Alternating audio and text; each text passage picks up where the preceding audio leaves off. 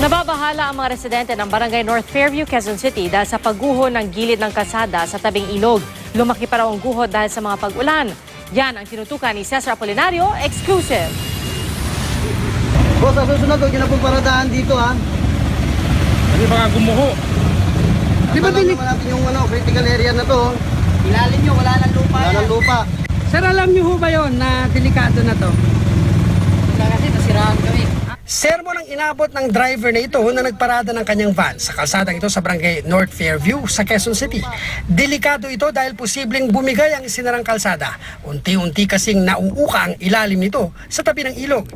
Mas lumaki pa ang guho rito ng umulan ng malakas kamakailan. Ayon sa kapitan ng barangay, mag-iisang buwan nang nahinto ang paggawa sa riprap matapos gumuho ang lupa. Makatutulong sana ang riprap sa pagharang sa tubig na umaabot sa bahagi ng kalsada mula sa katabing ilog. Natatakot ang ilang residente baka raw kasi madamay ang kanilang mga bahay kung tuluyang bumigay ang gilid ng kalsada lalo na ngayong tag-ulan. Nakakatakot nga po eh. Kasi maraming sasakyan na dumadaan tapos baka biglang gumuho. Tambak lang daw yan eh. Kaya pagka tumaas yung tubig, lumalambot siya. Yung gumuho mga lupa dito sa lugar na to, halos 10 metro na yung layo. No? Kaya yung mismong kalsada nakahang na.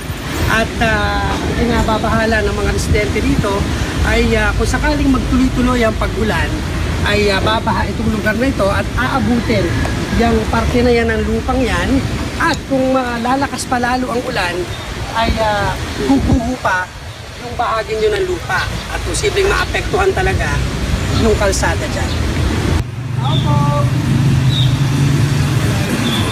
Sinubukan namin kunan ng pahayag ang kontraktor pero wala sila sa site. Isinangguni rin namin sa lokal na pamahalaan ng Quezon City ang sitwasyon pero hanggang ngayon wala pa silang sagot tungkol sa pagguho ng lupa at pagkakahinto ng konstruksyon ng riprap. Cesar Apolinario, Nakatutok, 24 Oras.